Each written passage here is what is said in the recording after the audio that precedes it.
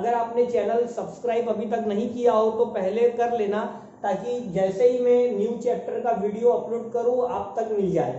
चलिए तो बेटा पहला क्वेश्चन देखिए, काफी आसान क्वेश्चन है। ऑलरेडी हम लोगों ने लास्ट पेपर में भी इस टाइप के क्वेश्चन को सॉल्व किया है। तो क्वेश्चन आपका कुछ इस तरह से है, आपको बेटा एक मैट्रिक्स ए दिया है 0 1 2 1 2 3 3 1 1, ठीक है, और आपको इसका इनवर्स दिया हुआ है 1/2 1 -1 1 -8 6 2। यहां पर आपको x -3 1, ठीक है। तो आपको बेटा x की वैल्यू पता करनी है, आपको यहां पर x की वैल्यू फाइंड आउट करना है। और आपको ऑप्शन कुछ इस तरह से दिया है, ऑप्शन ए में 2 है, ऑप्शन बी में 5, ऑप्शन सी आपको 3, ऑप्शन डी आपको 0। चलिए देखते हैं कि इसका आंसर क्या होगा। तो ये क्वेश्चन काफी अच्छा है, आईएमपी क्वेश्चन है, और दूसरी बार में इस टाइप का क्वेश्चन आपको करवा रहा हूं। प्रीवियस पेपर में भी हम लोगों ने ऑलरेडी किया हुआ है, तो इसको मैं आपको शॉर्टकट मेथड से करवाऊंगा। हम लोग जानते हैं कि A into A inverse equal to identity matrix होता है। ए आपके पास क्या है 0 1 2 1 2 3 3 1 1। ए इनवर्स बेटा क्या है, तो देखिए ए इनवर्स में जो 2 डिवाइड में है वो बेटा आई के साथ में मल्टीप्लाई में ले लूंगा, या फिर आप अभी ऐसा समझो कि ये जो 1/2 है मैंने बाहर ले लिया, यहाँ पर 1 -1 1 -8 6 2 x -3 1। यहाँ पर हमें आइडेंटिटी मैट्रिक्स लिखना है, ठीक है। और जैसा कि आप जानते हो कि ये जो 1/2 है वो आप इक्वल टू के राइट साइड में ले जाओगे तो 2 मल्टीप्लाई में होगा। तो मैंने ये जो 2 डिवाइड में था यहाँ पर मैंने मल्टीप्लाई में कर दिया। तो अब बेटा आपको इन दो मैट्रिक्स का मल्टीप्लिकेशन इसके बराबर है, मतलब करस्पॉन्डिंग एलिमेंट्स को हम लोग इक्वेट करेंगे। पूरा मल्टीप्लिकेशन करने की जरूरत बिल्कुल भी नहीं है, हम लोग यहाँ पर टाइम बचाएंगे। ये एमसीक्यू है, हमें आंसर एमसीक्यू के पॉइंट ऑफ व्यू से देना है। तो आप देखिए आपका first row and first column, आप मैट्रिक्स मल्टीप्लिकेशन जानते हो, तो 0 का 1 से मल्टीप्लाई 0, 1 का -8 से मल्टीप्लाई, 2 का x से मल्टीप्लाई, और इसको बेटा हम लोग फर्स्ट एलिमेंट यहाँ पे a11 के साथ इक्वेट करेंगे, मतलब 2 के साथ इक्वेट करेंगे। तो 2x मुझे यहाँ से 10 मिलेगा, तो फाइनली x मुझे 5 मिलेगा। तो बेटा मेरा आंसर होना चाहिए ऑप्शन बी, ठीक है। इसके बाद नेक्स्ट क्वेश्चन देखेंगे हम लोग। चलिए नेक्स्ट क्वेश्चन की तरफ आगे बढ़ते हैं।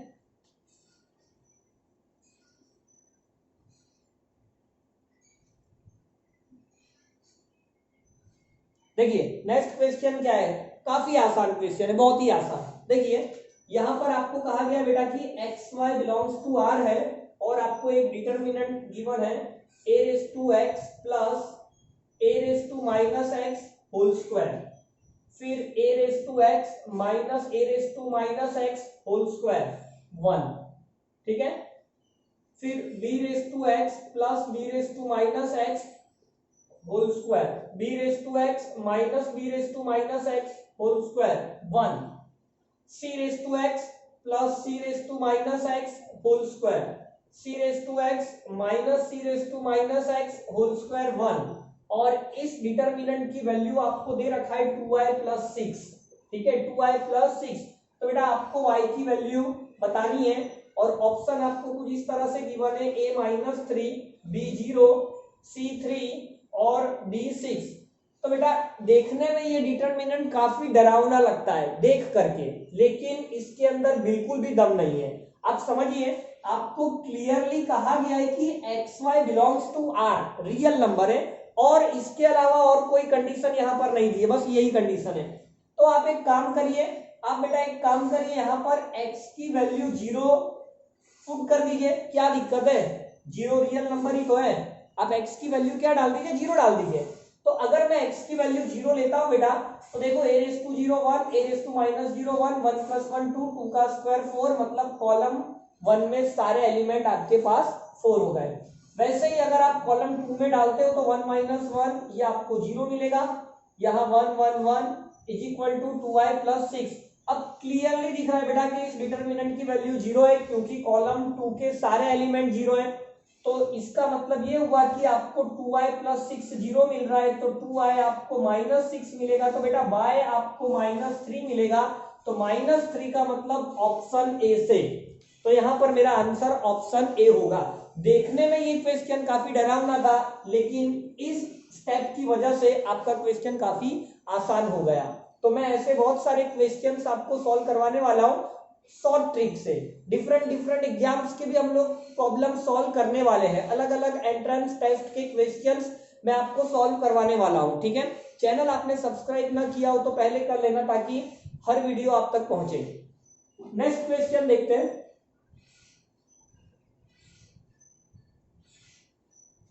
चलिए नेक्स्ट क्वेश्चन आपको क्या दिया बेटा, लो ये भी काफी आसान क्वेश्चन है, मजा आ गया।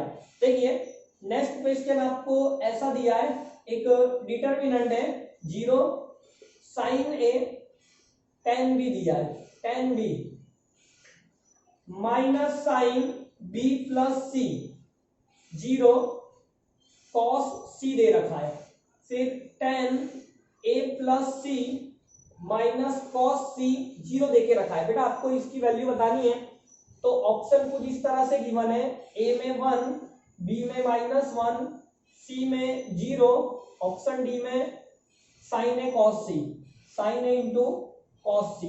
देखिए इसे कैसे सॉल्व करेंगे, काफी आसान क्वेश्चन है, बिल्कुल भी डरने वाली बात नहीं है। बेटा एक हिंट दिया है कि ये जो एबीसी है वो ट्राइंगल के एंगल है, फॉर ट्राइंगल एबीसी, ठीक है। तो हम लोग जानते हैं बेटा कि a प्लस बी प्लस सी क्या होता है, पाई होता है। अब आपको यहाँ पर b प्लस सी की वैल्यू चाहिए, तो आप b प्लस सी की जगह पर क्या लिख सकते हो, पाई माइनस है।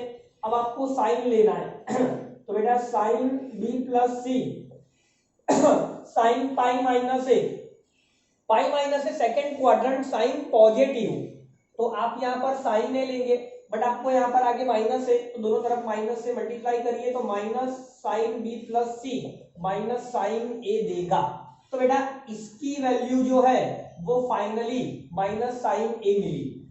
सिमिलरली बेटा अगर आप इसी तरह का कैलकुलेशन tan के लिए करते आप, tan a प्लस सी के लिए, तो बेटा ये आपको -tan भी मिलेगा।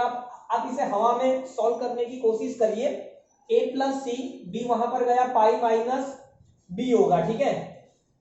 tan a plus C equal to tan pi minus b, pi minus second quadrant, but वहां पर tan बेटा नेगेटिव होता है, इस वजह से मैंने यहां पर -tan b लिखा है। अब आप सोचिए, अब यहां पर ध्यान से देखिए बेटा, ये स्क्यू सिमेट्रिक मैट्रिक्स का डिटरमिनेंट बन रहा है। देखिए ध्यान से, डायगोनल एलिमेंट 0 है, ये दोनों एक दूसरे का अपोजिट हुआ। अगर आप माइनस साइन बी प्लस सी की जगह माइनस साइन ए लिखते तो दोनों एक दूसरे का अपोजिट हुआ।